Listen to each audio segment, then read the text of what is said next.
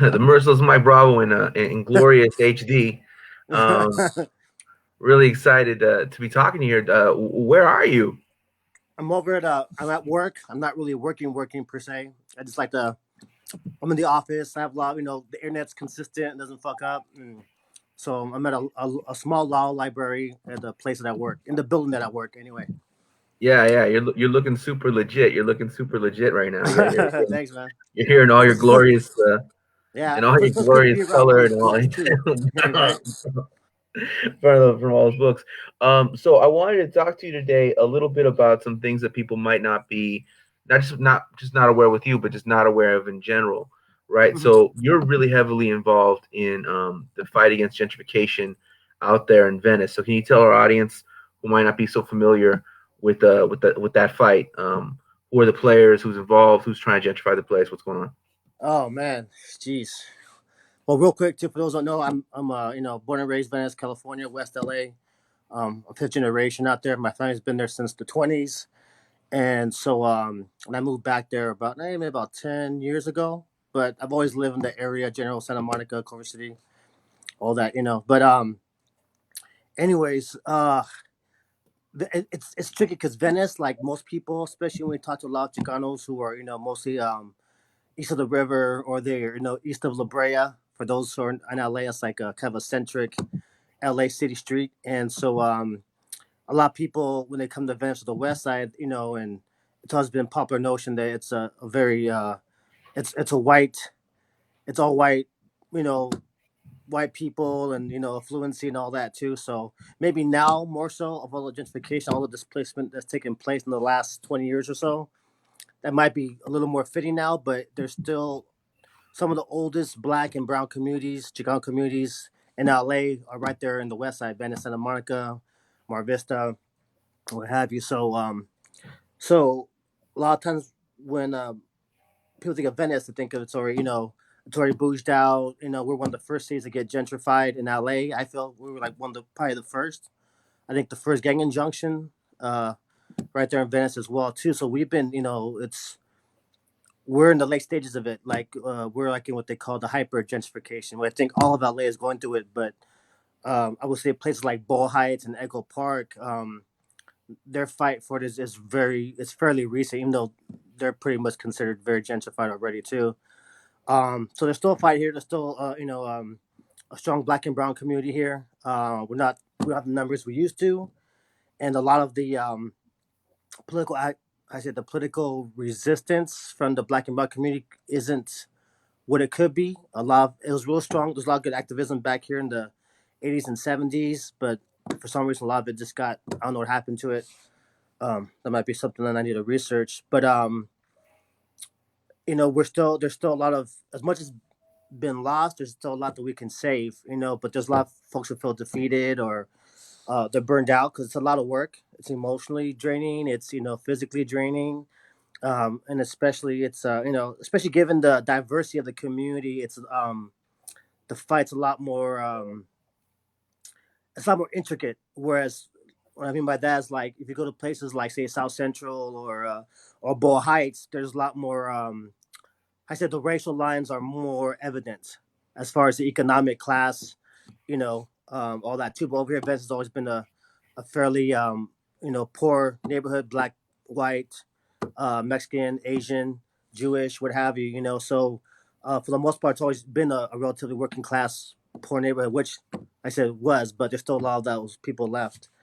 Um, One of the big fights we have right now is for the First Baptist Church of Venice, which is the oldest black church in Venice. It was built like in I want to say it was 1911. Um, we're now focusing around the main edifice, which was built in the 60s.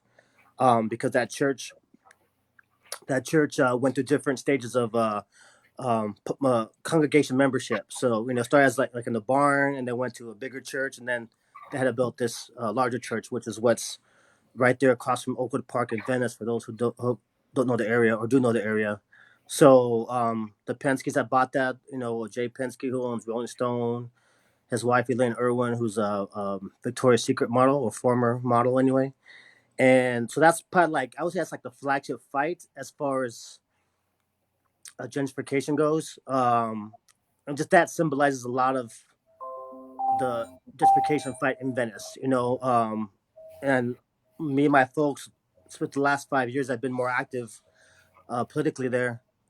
We've been able to really kind of pull out the racial aspect. I think a lot of the activism there has negated a lot of the racial dynamics. People would like to, usually white folks, a lot of times they're uncomfortable. Well, anybody gets uncomfortable talking about race, but especially white folks. And it's like a lot of times people want to just I say digress just to making it a class issue, which it is a class issue, but race is probably the most defining marker of that class, especially in Venice too. Um, so bring those racial dynamics and holding people accountable and being more outspoken and a little more boundary holding has been working well for us for the most part. Like I said, too, a lot of activists have left and or been pushed out, moved out, and so yeah, so there's that fight, and also we have a large homeless population or unhoused population rather, and as far as I know, Venice Beach, it's the third largest homeless unhoused population in the city or the county. I think it's LA City. I don't know about the county, but it could be. So there's a lot of unhoused, slash homeless activism out there too, which I said it kind of overlaps with the gentrification because a lot of these gentry moving in, I said a lot of it's class issue too. So a lot of usually when I say they assert their class privilege and like they don't want to see certain things or their right to they paid X amount of money to live X amount of blocks from the beach, so they deserve to have this view or these amenities, um, and so when they assert their class privileges, the majority of it's mostly black and brown who will make up the majority of the mostly black actually make up more of the unhoused. But advanced, like I said, it's always been a very diverse drawing area, and so a lot of population there's I would say it's mostly white people right now, mostly white. Actually, no, it's probably a good mix, but I would say predominantly white, then black, and then Chicano. Because I don't know if too many Mexicans that have are homeless. It's like they just kind of get kicked out because they're smoking or, you know, Yeah, or then about it's somebody rare else's that couch. Yeah, it's rare that you find a Mexican person that doesn't really have a place to go. Mexicans usually tend to be pretty communal and offering as long as you're holding up your end yeah, of the bargain. yeah. That's usually like Yeah, some couch to fall into. yeah.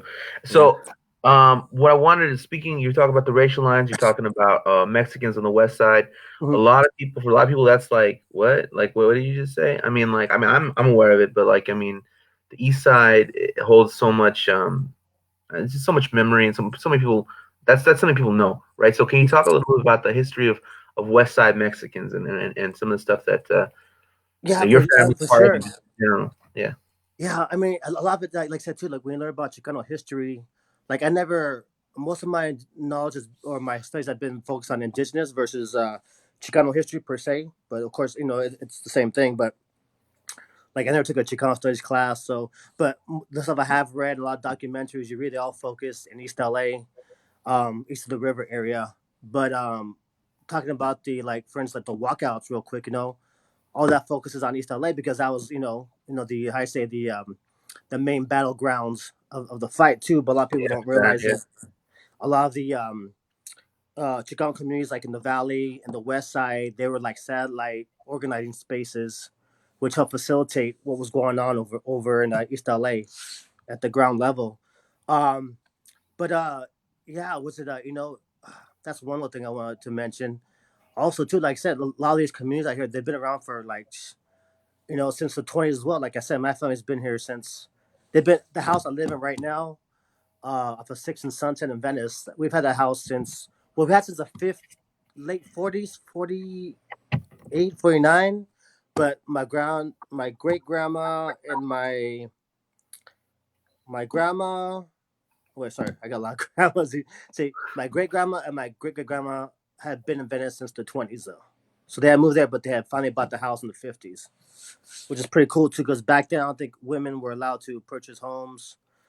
And my great grandma, from what she tells us when rest in peace, she died about 10 years ago. But she had told us that she was the first Chicana to have, or the first Mexican woman to have or buy her own car. So I can't prove it, but if you know her, it's very believable. So Yeah. But we have communities like Santa Monica, Venice, what we call the four corners of the West Side. So that's Santa Monica, Venice, Culver City / Mar Vista, and then we have what they call it's called West LA now, but it's really Sawtell, which in Chicanoism it's Sotel. So those are the four main neighborhoods over here, and they've been around. Like I said, for going back, to the 20s, we've always been here. There's been a lot of canneries over here actually, because a lot of the trains will come down.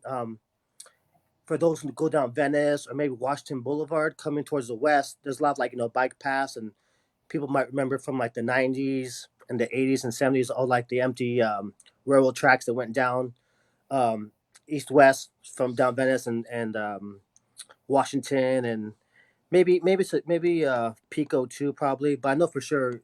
So a lot of those trains will go to Venice or Mar Vista, right there, Playa del Rey area. They had the canneries and they had fields out there. So a lot of Mexicans will go out there to work in the fields or prep whatever crops were coming in by train over there. So that's how a lot of Mexicans got to be out here. One of the ways, and yeah, it's just crazy. There's a lot of the development that's here now, like SMC, San Marco College, right there on Pico and 17th. That used to be a cornfield, and end of Washington, going towards like Bona Creek area by Lincoln. That was all. I've got they didn't grow rice there. They grew some like squash and whatever. And my great grandma would tell me about during the Great Depression how they would it wasn't so bad for them because most Mexicans for the most part, like, our diet is pretty humble. You know what I mean? It's pretty very simple, and so we don't really get too extravagant. So um, they would pick their own food, grow their own food on all these fields that were there at the time, and so the Great Depression wasn't really too hard for them. And see what else. I mean, it's oh man, it's and this is the thing too, is like in the fight for that church that I mentioned. One of the issues we've been doing a lot of, like, I would say double triple work, in the sense that we have so much history that's not documented, or at least not documented as good as it can be. So it's required us to, like, in the instance of the church, to there's a lot of, like, old pictures and stories, or little history books that people made, just that just kind of like, oh, so and so has it, they bring it out once every like 10 years for certain events or gatherings. So we're trying to publish that and whatever, and really kind of one legitimize it, make it accessible to everybody, so people know about their own people in the sense of pride, but at the same time using this to, um, you know, bring up to, like, for historical resource purposes and things of that nature too. So there's a lot of history, even Chicano history in Venice or on the west side too. It's there, but like unless you really kind of know the stories or have like these more smaller publications, do you really get to see most of it? And that's another project I want to work on, but it's got a lot of projects, you know. Yeah, yeah, I hear But I that. just want to know too. It's for people just out there whoever's watching. It's really important for people to document their own history wherever they're at in the neighborhood. Whether it's potential of gentrification, potential, whatever's going on there. They're gonna come for the history. This is one thing called this how called how I say colonialism, how white supremacy thrives. They go through, they erase, they displace people, blacks, natives. They displace, they change the names to Los Angeles, or they'll change your street name to something else to rebrand it or whatever. And if you don't record your history the way you want to record your history, document it, pictures, websites, whatever, they're either going to do it, not going to do it all, most likely, or if they do it for you, they're going to do it in this very half-assed, cheap, and patronizing way. So it's very important for people to go out there and document places you think are important, document people who you think are important, get their story, document it, because history, colonization is in full effect, and they use our history as fodder and as Yeah. food. So just for people out there, that's very important. So, many of the people I have on here are either, not many, but I have a lot of people on here who are professors, who work in archivists, stuff like that. Mhm. So, anyone watching this either right now or later tomorrow when I share it, and you heard all that, and that's interesting to you, like, connect to Mike either directly or through me, Yeah, please and do. let's actually do this. I mean, because the whole purpose of doing these things is to preserve that history. I mean, the whole purpose of even the whole purpose of this right now is to preserve the history of Mike Bravo right now. So like we're Yeah, no, exactly. yeah, No, it's so important. It's so important. Yeah, yeah. So I want to ask you a couple things. You yeah, mentioned a couple times about indigeneity, and mm, kind of like you refer to yourself as an indigenous person, and what I know that you're really big in fighting for the for people to connect back to their indigenous I don't want to say their indigenous roots because they are, but like to connect back to that awareness of being yeah. an indigenous The person. indigenous self, and yeah, really pull it Yeah, out. Yeah. So, let me get out of your yeah, way. Go ahead. yeah. So, I mean, I've been doing a lot of, I guess, I say native spiritual activism. I would say for the last maybe since like 2002. So maybe um, about 18 years now, on and off. Even though currently right now I've been mostly busy with local fights, gentrification fights. But yeah, I mean, I was part of formerly part of the Harmony Keepers for like maybe about 8 years, but I left there, of course, because of their affiliation to sexual predator Pastel and a lot of their enabling of that situation. So let's get into that too much, but um, that's where I first kind of started, getting more established and being actionable and asserting my indigeneity and asserting then pride for indigenous self, native self, which is it's already in us. It's just I think a lot of it's clouded or distorted, via our Spanish names or a lot of the Spanish name appropriation of a lot of our customs. They have like maybe a superficial Spanish flair, which was part of the process in order for us to even have those traditions survive. They had to take on Spanish names and disguise themselves in that way. So yeah, I've been that for about 18 years, and one of the things that people know me for a lot, among other things, among accountability for um, sexual predators in the community and all that, is a spirit run. I have an event that we do. We've done. We started back in 2005. I already started with the Harmony Keepers. We started doing a spiritual run through LA. But of course, I left there in '09 because of those circumstances. And I took a break in 2010. I started again in 2011, locally, just on the west side. So before it was like a county-wide run. They called it the Sacred Run of the Four Directions. And so after I left there, I told them don't work with them at all in any capacity or whatever. But once I start once I left in '09, I didn't do the run in 2010. In 2011, me and some local friends got together and we resurrected it. And just to make sure, because a lot of people on the West Side, they loved it. It's a very healing experience for those who participate in it. And so we just kept it on the West Side, but we changed the name to the Four Corners Spirit Run, which, like I said, the Four Corners is a moniker that was adopted back in the late '70s, I want to say, early '80s, maybe late '70s, from a lot of Chicano activists who were finding a lot of like the gang violence that was out here on the West Side.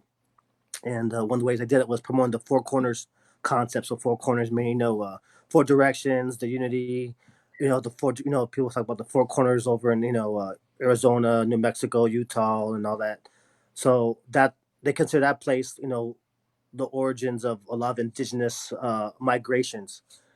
So we wanted to kind of use that concept over here, and that's how you got the Four Corners of the West Side. So we called it the Four Corners Spirit Run, which, like I said, are Santa Monica, Sotel, Venice, and Culver City. And so we started running 2011, and our last one was about 4 years ago, which we haven't done it for about 4 years now. This will be the fourth year. I was hoping to do it this year, but with this COVID, I'm not too sure how that's going to happen. So with that Four Corner Spirit Run, real quick, it's a spiritual run, and this is a way to kind of exercise our indigeneity. A lot of times, there's a lot of accumulation of indigenous knowledge. A lot of people they read books and they read history or they take a class and they know stuff, which is good. But it's to me, it's only minimally good unless we it changes the way we walk, it changes the way that we talk, the way we view ourselves, the way we view the world, and we could put that spirituality and those ways into action. So that's what the spirit run is about, partially, and as well as getting a lot of youth and community involved in I say culturally relevant activities and bringing a prayer through the 4 neighborhoods. At the same time, we always acknowledge our local our relatives, because even as Chicanos too, we're still, even though our roots are here as well, like going way way back, we're still as like Mexican, Indian, me, Purepecha, Chicano. I'm still we're still visitors here to the local people's territory, which is Tongva, Chumash, and Acachman for the Southern California area. So we went to their sites, and we have ceremony at different locations. It changes up a little bit how we do it, but usually it's always location prayers, and then stopping at different local sacred sites, as far as Tongva sacred sites, as well as local community, I say sacred spaces, you would say, like the church, or like maybe a community center that's been there for years, or whatever, places of a cultural community significance, and just, like I said, just kind of take that prayer through those neighborhoods and take the message and just take that space and that vision, because it's the way I kind of think about it too is like a lot of these neighborhoods, the only time they go from one neighborhood to the next one is to go if they're gonna go shoot somebody. You know what I mean? Like dudes from Culver City wouldn't going leaving the projects, going to Venice, most likely they're not gonna do something good if they're going to Venice. You know what I'm saying? And vice versa. So there's a way where we're kind of like we're changing the mode, we're changing we're introducing a new way to community interaction and options. And so get that we right there. We will pray at the Culver City projects. Yes, there's projects on the west side, and we run from there to Venice, taking that prayer, the staffs, the songs, boom, and then we do a ceremony in Venice, and then we go all the way to different neighborhoods and different locations, sacred sites. Yeah, so that's the thing. And I have a website, Six Sun Riders, SIXTHSUNRIDAZ.com. So that's Um, what I wanted to get into right now. This yeah. next question. So the Six Sun Riders. Can you tell our audience who might not be familiar why the Sixth Sun? Ah, well, okay, Sixth Sun. Well, that's according to Mesoamerican cosmology, cosmovision. That's considered like the New Age. Some people would say kind of like similar to like the Age of Aquarius, Age of Aquarius. Um, yeah. So, but and like in the Mesoamerican worldview, there's been different suns. Cataclysms have destroyed the Earth, destroyed the general Earth situation, so it can rebuild and replenish itself and all that. So as far as I know, we're in the ends of the fifth sun. Either that, and there's varying testimonies, But my understanding is that we're at the fifth one. Technically, the sixth sun has already been birthed, or I think it's been what's the word, conceived, but it's still like in, I guess, gestation, and it hasn't really Yeah, been fully birthed yet, too. So it's just a matter of time before the sixth sun is officially birthed. But we're in that yeah, process. So the Six Sun Riders is um it's okay, well, the sixth sun is, that's what it is, the new age, the new time, that the ancestors spoke about. So my thing with some of the website is to kind of let's use the knowledge that we have in a practical way, and really assert our um our philosophy and our spirituality and the tools that we have as best that we know it, and really create something instead of just having it just for intellectual assets. And I mean to really put into play, to really put into motion as we enter this new age. yeah. And as in the world as it actually is, not like Yeah, as it was a long time yeah, ago. Like right, yeah, right yeah. here, right now. It's kind of interesting. So I actually, what's the right word? I either was inspired by or I simply stole from you Mhm. on this next piece of work I'm doing. Where Yeah, actually you made your way into my poetry, or that made its way, anyways. I yeah, have this new poem I'm working on. And I say, "This is a Molotov tossed towards Camelot. This is Paradise One, the rise of the sixth sun." And yeah, so like that, it goes into some yeah, other stuff. Yeah, but like that's kind of like that kind of. So you inspired me, yeah. or I No, stole. I appreciate it too. It's interesting tonight you mentioned it is because it's called Six Sun Riders, right? But one Yeah. of these youth I was talking to on the bus, he thought that I named it Six Sun Riders because, and I didn't realize it until he said it. Because where I live in Venice, I live on the right off the corner of Sixth and Sunset. So he thought I did it Oh, because I lived on Sixth and Sunset, which is an yeah. interesting little kind of symbolic correlation. Like, well, yeah, Sixth and Sunset. Well, I didn't realize, you know, that was the case. So so maybe Sixth and Sunset Riders too. I don't know. Yeah, the universe speaking to you. Yeah, So right. I want to give you a chance to plug what you're up to and what you're doing. But first, before that, we have a comment here. It's not so much Mm, a question. Maybe you can respond to the comments by yes. DJ Campos. Can you see it? No, I can't see it. You see? Okay, it says displacement is distinct from erasure. Displacement requires that the displaced not be exterminated. It demands there be an example to be ridiculed. So think about the Romans' treatment of the Gauls, Scythians, and Egyptians. They Mm, conquered them but allowed them to live in a world and a reminder of Roman dominance. Meanwhile, we know nothing of hundreds of tribes who once populated the banks of the Amazon River because they were exterminated. exactly. Yeah. Yeah. That's deep. I mean, like, yeah. I mean, what I take from that too is just how much history and assets we have historically to really fuel and strengthen ourselves, our movements. And it's not. It seems like collectively a lot of our people are disconnected from that. It's like they're kind of like sitting on it. I think that's what he's kind of meaning by it. It's it, yeah, it's it gives way to so many thoughts too. Assuming that I heard it correctly, and I feel a lot of the Chicano movement right now, and just a lot of the movement, for a lot of Spanish speaking native folks, you can say, not to disassociate our Central American brothers and sisters, but it's there's it's very Latinized. It's very Latinized, and it's just a lot of people don't really realize the strength of one of our ways, of our history and the tools that are there. It's kind of like sitting on the jackpot of arsenal, and people aren't really using it. Whether it's not necessarily political tools per se, but I say like tools to keep our physically strong, mentally strong, mental insights, spiritual insights to really kind of give us the edge, especially us as the chosen people on this continent. What I mean, everybody's chosen in their own particular way in their own destiny. What I mean, but especially us as you know, um, you know, Chicano, Mexican, Indigenous, Central American, Mesoamerican, Indigenous people, or Native people in general. We have such a deep arsenal that's not being tapped into. And that's a lot of what I'm trying to at least get to a level where some other people, youngsters can bring that up and take it to the next level. I really feel that's lacking. Even a lot of like the native activities out there, it just seems like it's just I don't know, it's just a lot of mediocrity and it's kind of like people aren't really using half the tool bag. I don't know. There's some thoughts Well, coming out. I feel like so much of what we're doing though is we're trying to like piece together like these burned codices, and it's like these scraps, these like rumors on the wind, like this. They were grasping at these straws and smoke, and just there are things that we can find and identify, but we're like kind of piecing it together.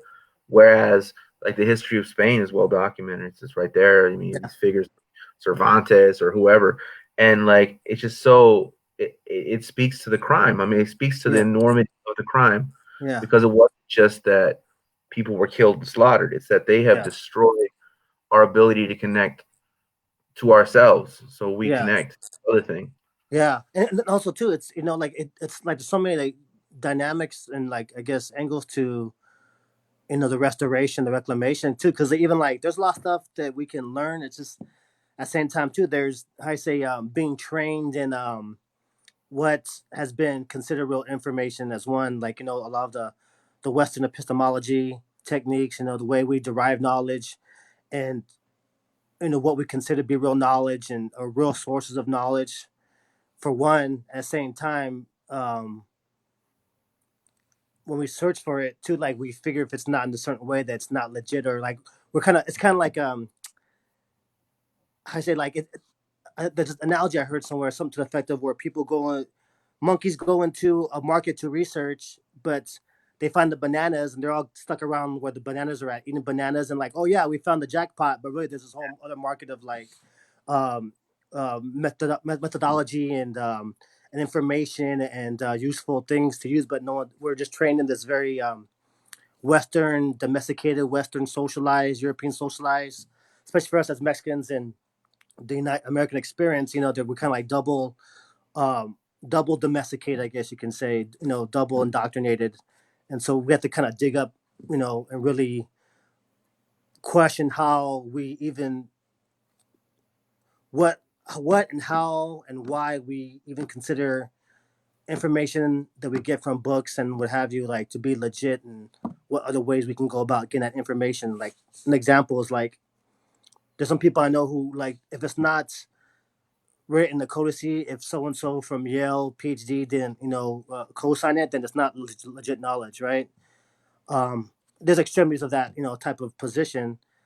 Whereas like say people, it's been documented where some of our ancestors where they would to get knowledge about a certain plant that they would dream with it. So they would like do a certain ceremony and they would like sleep next to the plant and the plant would give them dreams and tell them how to prep it or whatever too. So it's like okay, like how do you take that type of methodology into a Western academia, uh, you know, setting, or how did you really bring that type of knowledge?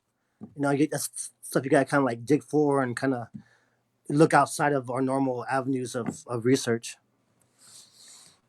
Yeah, no, absolutely. That I think that it's funny because like I get involved in so much of this stuff, and I get more involved, and I keep seeing this word epistemology. And for the longest time, I didn't know what that word meant. I just thought it was because people were trying to sound smart, right? And so I finally, I don't know, I looked it up a couple of years ago, epistemology, and it really just means like, how do you know what is true, right? Like, Yeah. what is the, what's the math that you're using here? What's the formula that Yeah, you know and the whole what is true? system of derived from that too. Yeah, I just really like one of my things I do is like I never went to college.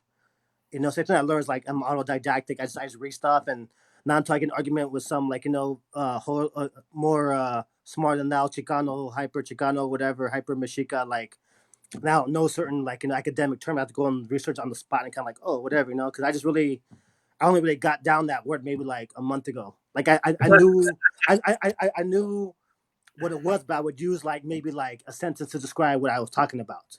Right, You know right, what I right. mean? I would use like 10 words instead of one word. You know what I mean? So it's kind of like that. Like so a lot of times vocabulary just kind of make more efficient the It's one communication. of those big words, but if it's actually, if people know what it means, it is actually a very useful word. The Yeah, epistemology, the whole system of knowledge, and how do we know what is true is true? yeah, And I think that we do need a new epistemology, or we maybe we need another word other than epistemology, but we need a new way of understanding what is true, yeah, because we're trying to understand what is true, um, through the lens and means of people who mean us death. yeah, yeah, yeah. Yeah, And any form, whether it's if it's not physical, it's spiritual death or mental death. You know, but definitely needs to be a reconciling or some kind of new manifesto or some kind of like way to like because there's not to I said like Western epistemology, Western methods of knowledge, methodology of knowledge, and all that. And science, it's not how you say it's useful. You know what I mean? It's great, but there's still limits and there's a lot of bias to how the information is derived, how it's got, and so it's important to like find a way to kind of balance out the indigenous um, epistemology versus the Western. Kind of find like a meeting ground because obviously we're in a Western society. A lot of the way we do things now is done through a or at least molded by or shaped by a Western approach. So find a way to kind of reconcile the relationship and find a way to meet in the middle. I guess would be a start. yeah. I was Six Sun Riders, right? Yeah. Um, so, what projects are you involved in terms of? I know that you're also very involved in the digital world and search Mm. engine optimization, Yeah. developing websites, giving kind of workshops on how to better do that. So how can people find out more about that, or tell us more about that, and how people can connect to that work? Okay. So like, if those don't know, like I do. One people think I know me for is like my graphic work. Right now, one of my big, I guess, hobbies is calligraphy. I grew up doing graffiti when I was a young kid. I'm 45 now, but I grew up doing graffiti since I was like 15 or whatever. So I've always been to letter forms, art, graphic design. So I got into graphic design, and I got into eventually turn into web design. So I guess just any ways for me to communicate and put myself out there and communicate and make myself known. And um, I guess initially, as far as graffiti, that's the purpose to kind of let people know you're here, but also to communicate a message. So I do web design. Most of the work I do now is um, I guess you can say digital design, which is basically web design. I still do my flyers, not as often. My graphics. Um, internet marketing, SEO, search engine rankings. Just visual design, visual communication. So that's really important too, because like those codices, that's just like very it's a different technology of graphic communication and design.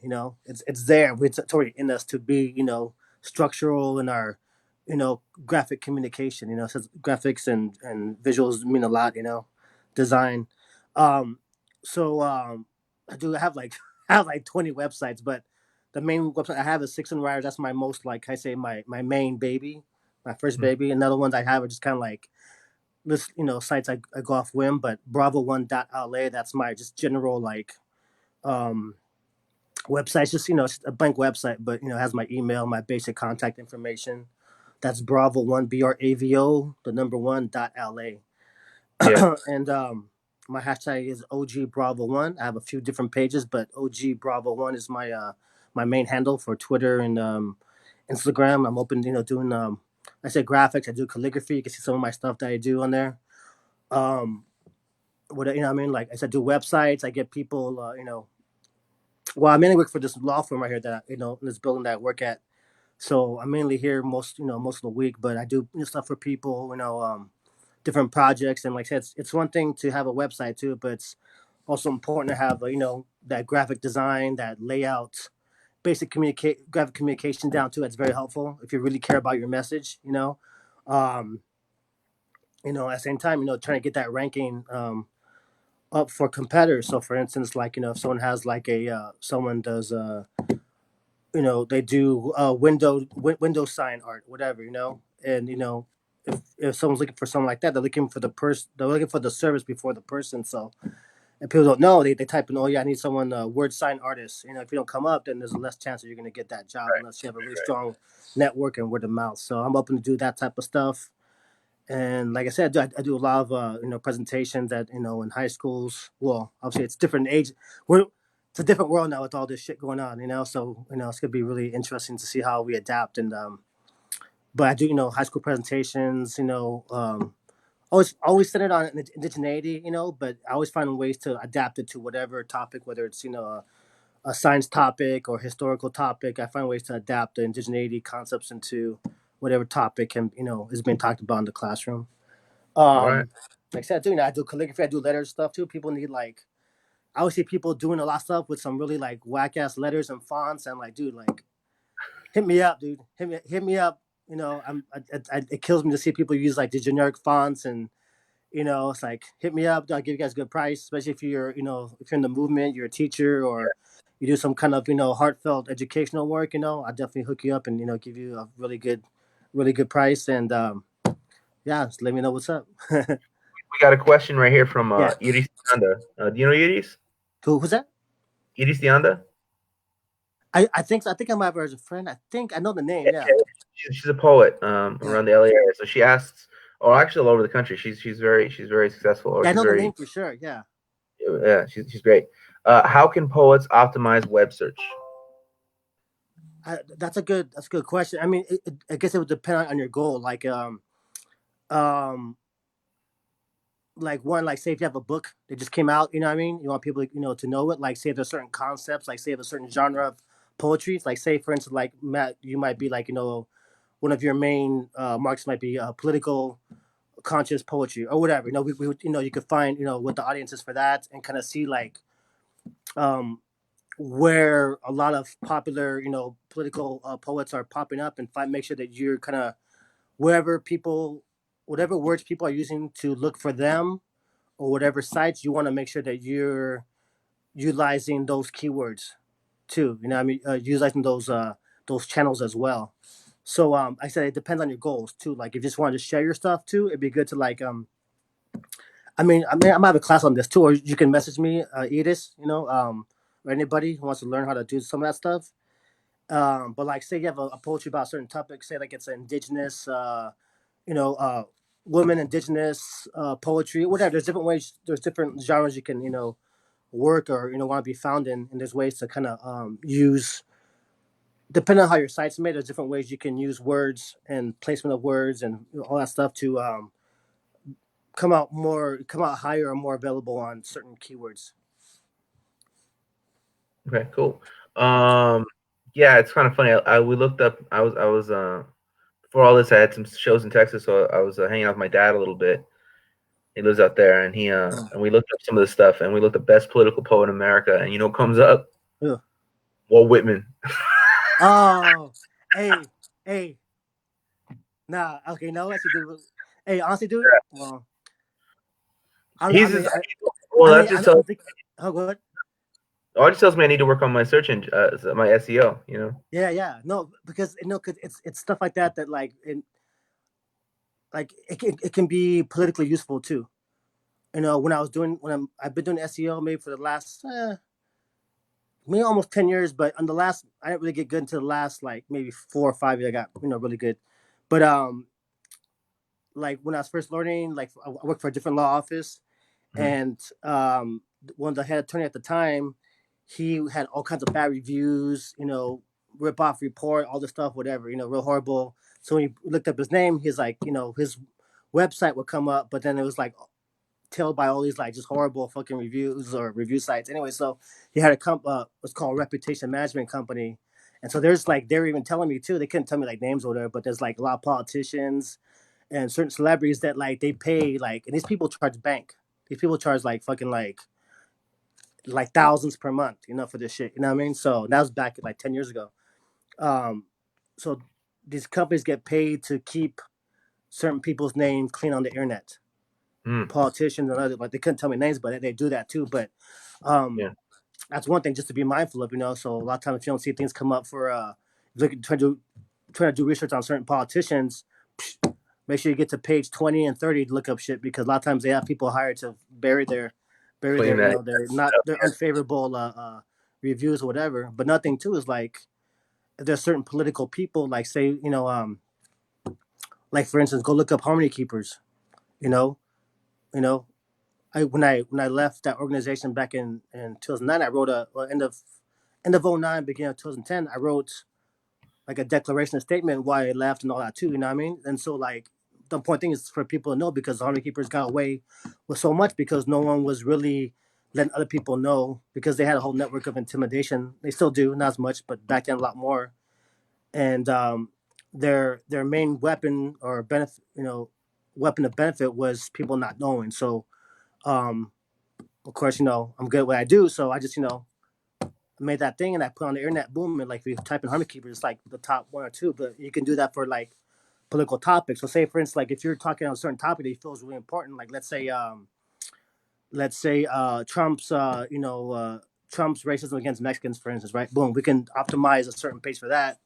And I mean, depending on the competition, and how much that the search engine query is saturated, we Yeah. can get someone to a respectable position on that. So that way, when say if some like half-ass academic critic comes up, you can come up boom either right there with them or above them. So it can be Yeah. used for informational purposes as well. So let's take Iris for example here. Mhm. Iris is a poet who has been in the Los Angeles Times. She's traveled to Cuba. She had a show where she was Mhm. interviewing some really really famous um, musicians and artists that came out of in Mexico and all the rest of the diaspora throughout what's called Latin America. Mhm. And so she's done a lot of notable things, right? Mhm. So for Iris, for search engine optimization, that's just like so many different things. You know what I mean? There's so many just different Yeah. aspects of your bio. Do you want to focus in on one thing? Do you want to focus on to be known as a thing?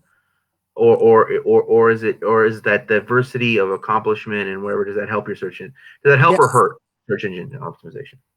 Oh no, I mean, and like say, ask again. Will what help? Does the sheer amount of just different things you've done, so like that was No. just for example, like for me, I've been on C-SPAN, I've been in LA Times, travel to Cuba, all kinds of stuff. um does that do I want to focus on the breadth of everything, or do I want to focus on just one or two things, and that will my name will come up? Um, I mean, the more content you have, the better too. Excuse me. And I say it depends kind of like on your goal. Like, what are some of your goals that you have? As far as exposure and like what do you want to be known for, and what are some of your markets? Because eventually, I'm like, not that you're out to like sell, but at the same time, you're an artist. You have to make a living off of your artistry. You know what I'm saying? So they you have to have that economic, financial focus to a lot of things that you do. So like I say, I would think it just more depends on what your goal is or your goals are, and but off the top of my head, I said as a poet, you or Edith, I would think like, okay, one, exposure. So at the very least, you would want to tap in and take advantage of whatever places you've done, like say, or like stars you've been associated with, right? So like, um, let's say there's certain places in popular places in Mexico you guys been to, you guys have done shows there or whatever. Like so, like say I don't know, give me like say like some special hall in Cuba, right? If you type it in, you type that hall's name to the internet, you probably won't find your name on there, right? But we can make it so there's like maybe a page or like or a blog or some kind of like documentation blog page of like your name associated with that location. So when that location comes up for that page is optimized for that uh the keyword, say it's hall of hall de Castro or whatever. You know what I mean? So then like when I can people tell you type what it is. yeah. It's Casa Americas. I mean, Oh, yeah, which is the okay, most okay. Casa de America. cultural So like in when that Cuba. comes up, that's a pretty popular keyword probably, I would think. But like there's ways where you can like make a certain page optimized so that way like you can find um Casa de Americas, find like what the how do I say what the search volume is for that, meaning how many people are requesting or searching that like in a day or in a month, and then find like associated keywords to Casa de America, like Casa de America events or Casa de America shows where there's different words you'll see. Like, and I can give you, whoever hits me, I can give you guys the some little free tools online, but the really good ones you have to pay for. But there's a lot of good free stuff you can that could be insightful, and then you can write an article. Let's say like Casa, there's a good keyword that's not too hard to get into. Say it's Casa de America's events, right? Boom, you write like a blog somehow. Macedio does Casa de America's, show or whatever, and then someone writes an article. You can write an article, with certain kind of a formula and frequency of, um, amount of words, amount of keywords, and just other little small technical little arrangements. They're not too technical, no, not too hard, but do that, and there's a good chance that you can come up. So when someone types in Casa de America's events, boom, you might come up in the first page or two, and then from there, it's ultimately to build your audience, I would think, and then so that way you can find a way to market to that So audience. originally we were supposed to get an article from LA Taco, but then they ranked out because we didn't have enough. The photos weren't good enough for them or something. I don't know. So Yeah, it was like some ridiculous reason, but like, but yeah. So that's like, I guess I kind of feel now that like, well, what's the point? Because so much time has passed that I stopped yeah, pursuing getting the article written. But it might seem like from what you're saying, well, who cares? I mean, get that art. Still find yeah. some No, way to definitely. because it helps the search engine. Yeah. Yeah, and the thing is too, like like, and this is the reason too, like I mentioned earlier too, like having our own, like, man, I mentioned this exact, like stress, but like having a website is not too hard. I mean, it might be a little kind of a short learning curve, but if you knows how to work Microsoft Word, you can get a WordPress site, Yeah. and you can do. I mean, I could teach people whatever, but if you know how to run a Word document or any kind of word processing document, it won't be hard to run a WordPress site. It's just a matter of learning the navigation, whatever. But being self-sufficient, one with our history documentation, that's part of it, being websites, whatever. Also having our own website, having your own general marketing skills. The website is a key part of that, and it's like that way we don't have to rely on LA Taco, even though they might be a more like brown, quote unquote Latino publication. There's still a lot of politics and kind of how I say moderate element within those. You know what I'm I mean, saying? who Even though knows, it'd be right? great because they have a good following, they have a good audience, but at the Yeah. same time we have to be self sufficient. This is what I'm thinking too. It kind of I thought about this even more watching that LA Originals documentary on Netflix about Mr. Cartoon and Esteban Oriol. And so like they were kind of just, I mean they were very blessed to be around the people that were around, but they seized the opportunity of the synergy of people that were around them for one, and they were just creating and they weren't waiting for people to like they weren't waiting to get like photographers to come and do it. Like they were doing it themselves. You know what I'm saying? If someone was there in the '90s, whatever. Like he said, he was the only one with the camera at these BC Boys, Cypress Hill shows, and there was no one else there. and he was there, and Cartoon was doing like the visual like input and setup or whatever, but Esteban was the one doing the documentation, while all these other like, I'm sure Rolling Stone and all the other magazines weren't like coming because they thought it was this. It wasn't, it wasn't hip enough or it wasn't whatever. So like, and then Esteban, they came up, that they had faith in that audience, and eventually, boom, they made a name for themselves in that industry, in that genre. So same for us too. We have to like, we can't wait for LA Times. Like I said, that mixed with some SEO. Like who gives a fuck if LA Times doesn't write an article about me in Venice or about our struggle in Venice? Because you know what? I made a web page and I know how to do SEO. I have basic, simple, even the most basic stuff. Boom, you can get up there. There's more. Depending on the competition, if there's a lot of competition, there's more advanced things you have to know. But in general, just having basic SEO little tricks up your sleeve, or just basic fill in the box type of stuff. There's a lot you can do with it now. So we don't have to rely on LA Times. That would be very helpful. We have to wait on LA Talk. We don't have to wait on all these little iffy, was it a half-assed, or just like little kind of weak-hearted publications to give us a break. You know what I mean? We're doing it ourselves. Yeah. Another question here from Elvia. She asks, "Is it better to use specific keywords or general tags?" Elvia is one of the theater troupe leaders for Chicanas, Chingonas, Chismosas, the thing out in Boyle Heights. Yeah. That's a great theater troupe. So she's asking, is it better to use specific keywords or general tags? What you mean by general tags? I'm not too sure, but I don't know if she pops up right there, anything there, but it's both. It's not one thing or another. Like a lot of the SEO, it's not just one thing or one way to do things. It's like it's a different things. Like for like assuming you're using WordPress, right? So like, okay, one is your title. Like, is you think about like your audience first, or the audience with that blog or that piece or whatever. Like, what's the main topic? Who are the main audience, right? So let's say it's uh, um, immigration organizations in Los Angeles or whatever, immigration, whatever, like as far as immigration activism in Los Angeles, then you want to make sure you have those keywords in the title somewhere, somehow. And then you have what you call header tags. So it's like if you're doing WordPress or if you're doing any kind of word like HTML, basically there's header tags. So it's H1, H2, which are basically kind of like headers. They call it headers. And so like you want to find the most relevant keywords and like try to repeat those keywords or and find synonyms to them. So like say if uh like don't overuse any one word.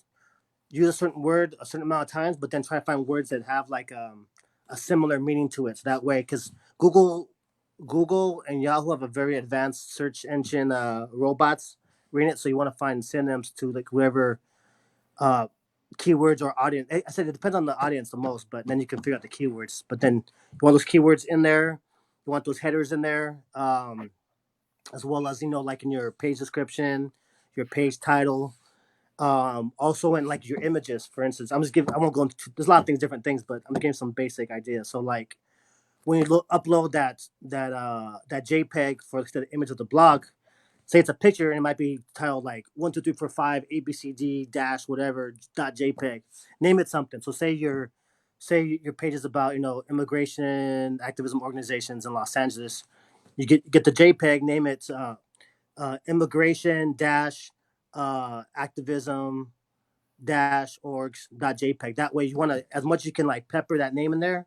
The robots read all that stuff, and then of course when you put that image in, usually it asks for like an alt tag, which is kind of like it's what comes up if your image doesn't come up or if people are blind. Like it'll read the alt tag. So you want to have that name in the alt tag too. So all these little things they add up. They're kind of like if you think about is either a drop or a cup of water into the pitcher type of thing. Some things have a little more weight and effect, but it's the collective effect of a lot of different little techniques. But some of the ones I mentioned are I just mentioned. But if you hit me up, message me, whoever, and I'll be glad to give some tips. I got some literature, some links. Definitely give a lot of like overview on what you can do.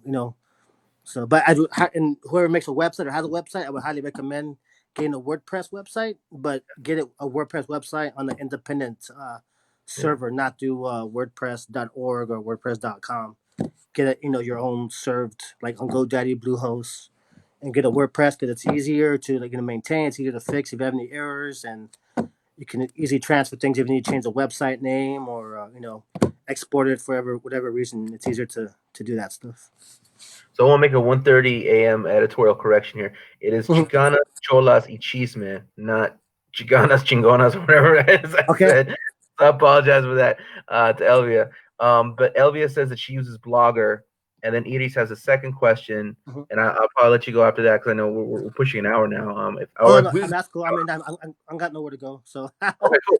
All right, yeah. so I mean, we guess we'll get more questions. So Elvia says that she uses Blogger, and Iris wants to know, does it matter if it's in English or Spanish for the keywords? Like, are these searches bilingual, or I mean, obviously they. That's a good question. That's a good question. Like for the most part, they're not. Um, I would say because like I would say for the most part, they're not. There might be some kind of like middle ground where Google might be able to like search for something if you use like yeah, for the most part, not. You would wanna. I'm pretty sure that's a good topic. I need to research more, but for the most part, no. You would have to like. I would suggest making another section or another page or I don't know. That's tricky. That's something I'm still trying to work out too because I have a new client. I do those side stuff for people, and she's dealing with mostly bilingual. So I'm trying to kind of work on that myself too. But for the most part, it's not. Doesn't translate straight across. It would have Yeah, to, be a Spanish keyword. A lot of times too, certain like words in Spanish. A lot of times there's like it's more about the sentiment. You can't really translate things back and forth so easily and get the right. full meaning of it, especially from Spanish to English. So a lot of times it's you're using maybe a few Spanish words to convey one English word or vice versa. So um, yeah, for the most part, no, I don't see that. Yeah, Well, it'll be interesting too because I mean, it's not just that. I mean, it's I mean, Spanish English is just kind of Spanglish, is kind of a common thing. But I mean, I yeah, imagine you get the same problems, yeah, with moving with Nahuatl and other languages. So yeah. No, definitely, definitely. yeah. And then another Uh, quick tip too is like whenever people get, I mean, I give so many tips, but just like another quick few tips too is like when people get domains, you want to try to get something that's easy to spell and not too convoluted. There's a lot like especially like, being in the indigenous movement, a lot of people make websites, but they have these long like Nahuatl names, which is cool. I mean, it's just cool to have a website, but like I mean, it depends on what your purpose is. My thing is like, okay, how easy can I get information across or share information, And so it's like, if I want to share my website with you, oh yeah, go visit my website, yeah, XIXXTECCATZONTLI, but not with the X, with the CH instead of the X. Whatever. You know what I'm saying? There's especially with now where people get really happy with learn not what and they want to use like very how I say word use all the extra punctuation, all the extra um, word formations just to add just more effect to the Nahuatl indigenous word. You know what I mean? So yeah. whatever business you have, you want to try to simplify as much as possible, make it Right. Put that a simple way. inside the website, not on the outside. Yeah, Yeah, yeah, yeah. yeah. Cool. I mean, it was kind of fun. We set this up to be an interview to showcase your work, but you turn into like it's turned almost like a customer Oh, it's service all rep. good. Yeah, yeah. I'm happy to help out. I mean, I've been wanting. I've been wanting to do a like a workshop on basic internet marketing like because marketing is good like for whatever you do if you're an artist if you're a political activist if you're a business person there's a lot of good basic marketing. A lot of it's marketing. A lot of it's activism too. Is like how you deal with people, how you present yourself. How you can deliver information and all that too. So but I've been wanting to have a class so I can give a lot of people I know like yourself and a lot of good artists and activism out there. I see like there's people with very great opinions, and they write opinions on Facebook like wow, like this, he, she, like they're so smart, they're so intelligent, and they get like 100 likes and maybe like 20 shares on their post. But I'm thinking like, dude, you need to have a fucking blog. You need to have some basic knowledge because you can put out there, you can reach a whole like national, international audience with a lot of the things some of these people write to them, but they don't. They're kind of just stuck in their little Facebook, audience, and it's the thing is, then you don't even own that information. And like, if Facebook, if Zuckerberg wants to fuck you over, he has your information. Boom, you can't get it back. If you get it back, you're going through a whole year of fucking, litigation. They fucking get your data from Facebook. So it's good to have, like self sufficiency is one of the key words. Self sufficiency, and not waiting around for these other entities to give us our space or give us our marketing, or I say control. We have to control our narrative, not let someone else dictate or um, whatever, have the advantage of our narrative over us. What I like about this is that you say that we have to control our narrative and whatever, but you're actually telling us how. I mean, it's Yeah, actually not just big proclamation like, hey, we need to yeah. do this. So maybe just, I mean, maybe not like that people are getting onto the Zoom stuff. I could do a work on a SEO class or something like that too. So we'll look forward to that. Hey, you know what? Like real talk, I can set that up for you. I mean, what we could do is we could do it through the Dawes Center for the Arts, and so we could set it up through the Dawes Center for the Arts, and then you could be like, I just give you the passwords. I mean, I'll show up on the day of, but like we could set Yeah, up a Zoom meeting. yeah. Let me know that works. Do I'm definitely open.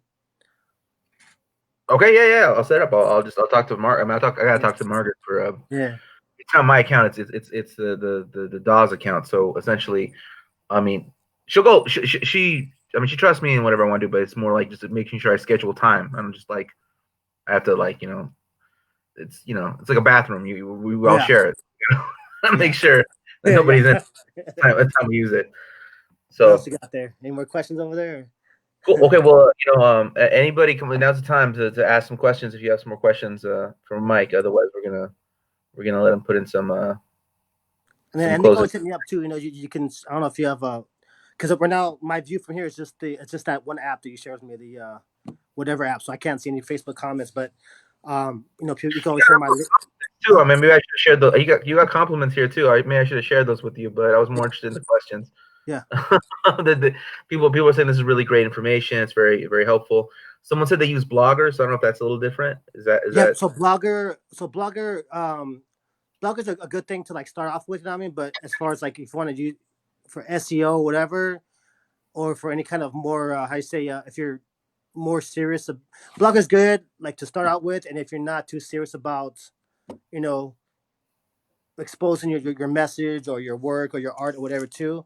But Blogger, as far as I understand, they don't allow you to have your own domain name, or so it's like you might be like such and such at blogger.com or blogger dot such and such whatever, so you might have some kind of like little sub name under the blogger.com name, whatever too. So, but I'll definitely, and at the same time too, Blogger, and I think Google owns that, right? Or someone owns that. So ultimately, you're still kind of, under their jurisdiction. So my thing is freedom and self sufficiency. So I would recommend get off of that platform. Try to, if you can save all your documents and all your writings and whatever you have on there so far, find save that, and you can migrate it to like I said, I would recommend a WordPress site just out of ease and compatibility, and it has a lot of options and plugins you can use that are helpful. A lot of themes you can use, and go to GoDaddy or go to Bluehost or whatever quality independent server. Pay $6 for a domain a year. Pay maybe $6 a month maybe for a hosting, and yeah, get it done. Like I said, people can message me. You can share my Facebook link there too. People can yeah? message me or my IG or whatever. Okay. Yeah. So Mike, any parting words for what you think people should be aware of or should I mean, I don't know. These kind of what? How can I buy my website back? How can you buy it back? Okay. How long ago did you lose it or what? It went up to $500. I Oh, don't know. oh, is that what it said? It went up to $500. Oh wow. Well, that's the thing too. That's tricky. I mean, you gotta buy it back. And Yeah, it's yeah, yeah. $500. It's $500. You have the $500, and that's the thing too. It's like when you have domain names, because there's people out there who make a business just off buying domain names to resell them. So, for Yeah. instance, like there's people out there who like like I bet, like for instance, like I was joking with my friend like a few weeks ago, like when COVID first started, kind of getting a little more serious about what it's been a little under a month, maybe 3 or 4 weeks ago. And my watch, I bet you someone already bought COVID-19 face mask. Boom. I went, I Yeah. looked on GoDaddy, boom. Yeah. COVID-19 facemask.com, .org, .net, just like they were all taken. It's like motherfuckers, but there's people out there who buy fucking domains. They look for certain, genres, whatever, and like it's kind of like a stock almost. They'll buy certain, domains, some are cheaper than others, boom, and then they'll have it, boom, and and they'll sell them too. Like it might cost them like $50, depending on what the domain extension is. That the domain extension is like .com or .net or whatever. There's like new. There's about 100 out there now. So .mx whatever. Just like before there was only like maybe about 5 or 10 around. But now there's like in the last 3 or 4 years, it's been on like there's at least 100 different ones you can get. But of course, .com and .org being some of the most mhm. popular. But there's people out there, like I said, who buy the domain. So like if just to resell them, So that's something people. Should she just start up a new website and migrate the information there if it's still available to her, or just Oh wait, is that a person with the blogger, or is that person who lost their domain? that's a different person. It's Iris that she says she needs to buy her website back and it went up $500 and she can't afford to get it right now. And Yeah, I mean, certainly she went with commercial. I need cash now. yeah, or maybe I mean if that domain, well, have her message me, and I could kind of see what it is and see if it's even worth getting back. Um, but if it really means a lot to her, yeah, I mean, she'll just kind of cough up the money and pay for it too. But there's also like there's different domain extensions. For instance, like one of the websites I run is called Save Venice, but there's a SaveVenice.com and SaveVenice.org that deal with Italy and deal with places not Venice, California. So I got one that was SaveVenice.me and SaveVenice.ca, which is technically it's a Canadian extension, but it's people imply that it's Save Venice, California, but there's other ways you can domain extensions you can get. So if, whatever her name is, you might consider getting like I wouldn't say .net. There's a lot of like new cool websites. You know what I mean? Like there's like .artist .lawyer. Obviously, you're not a lawyer, but just kind of give you an idea of like how diverse some of these domain extensions are. They have like .club, .guru, .design. You know what I mean? So you can get like I can get Miguel Bravo. It's probably not available right now, but I could put like Mike Bravo .design or something. So depend on what your name is. I don't know if it's a .com site you had or .org, but there's other. You might also consider other extensions. So well, I know that Iris is from California, so maybe she gets a Canadian website too. Yeah. But the Yeah. only thing with the Canadian website is that you have to have a friend there. That's how I got mine. So because like Mexico has like .mx. There's other ones that have different like country specific, which are open. Anybody can get those, but like Canada, like they don't want to get one of those if you're registered in Canada. So I have friends in Canada that signed it up for me, and so technically, I have a Canadian address that kind of signed off on it, so to speak, co-signed it. So otherwise, I wouldn't have been able to get it. Okay. Well, Iris really appreciate it. She says thanks. So yeah, let's get a closing word on self-sufficiency, unless we get any more questions, and why self-sufficiency is so important. Yeah, no, definitely. I mean, it's self-sufficiency. It's that's one, I guess, the underlying themes of a lot of things I'm saying here: self-sufficiency, control your narrative, um, document, be our own historians, because and I know as people of color, especially Chicano and Black folks, it takes a lot more for us to do the extra. I say because a lot of times we're so caught up in working class folks and situations, and um, we have so much burden psychologically, spiritually. People being being kind of subjugated on our own land. In a lot of different ways. Spiritually or conceptually, whatever, politically, in a lot of different ways. So there's a lot of burden us to even do extra, but to really, as much as we can make,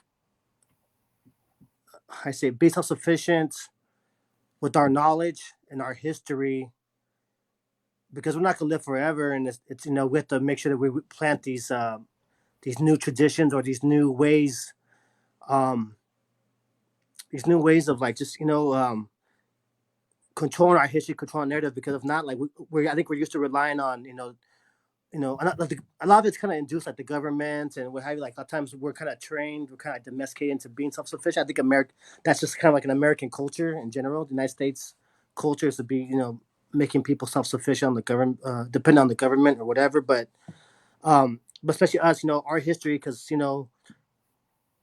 like with the church, for instance, it's like even though there's black people on the council for the historical resource, whatever, a lot of times they're beholden to ultimately white power interests, white, whether it's white power racially or conceptually or value wise. You know, we can't wait for these people, and we can't.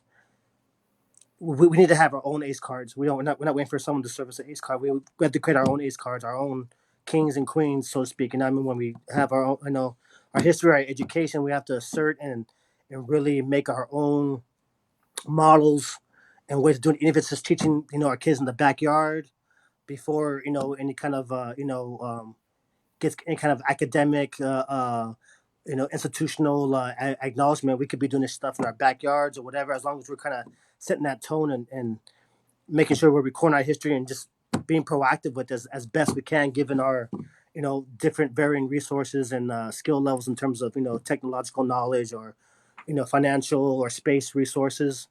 Because like I said too, people are coming for our history. People are coming for your identity. If we're not equipped to record and assert our identity, and they're gonna take it, they're gonna usurp it, and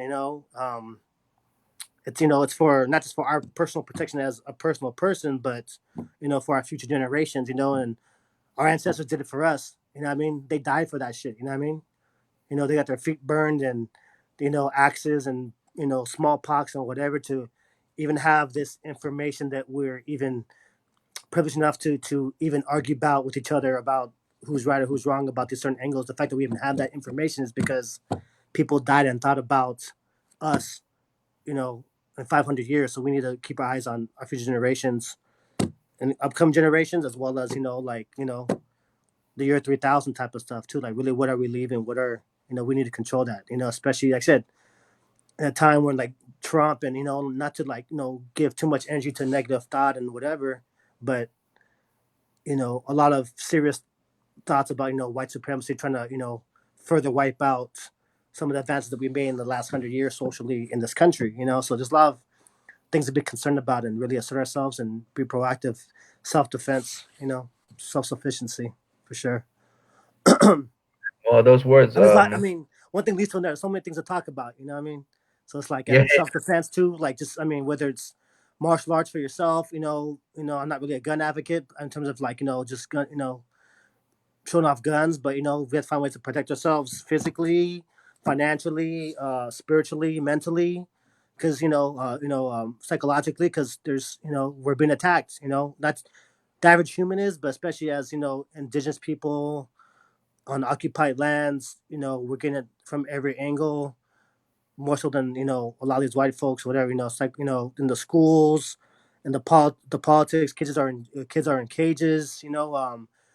California still hasn't passed a really solid, ethnic studies program of all states. You know what I mean? It's like, so we're gonna attack at every angle. So we have to be self defense in every aspect, and self sufficiency, and make sure we're the lead and we're not waiting for no one else to do. We gotta take the lead and assert our like I said, assert our dominance over our own identity, our values, our knowledge, and our history. absolute agreement. Better. All right. Well, thank you everyone for joining us. Thank you for your questions. This was incredible. So Yeah, we'll thanks. definitely make sure that we share this in normal working hours. For Make sure. sure people. All right. Cool. Thanks Thank a you, lot, Malik. Matt. And everybody can hit me up too, on my Facebook, or you can contact Matt and he has my connect, and feel free to hit me up for any other questions about Yeah, anything. I'll post a link to your thing, the way to contact you, and also I'll post your website as well. For sure, bro. All right, man. Peace, bro. Take care of yourself. Thank you. All right, man.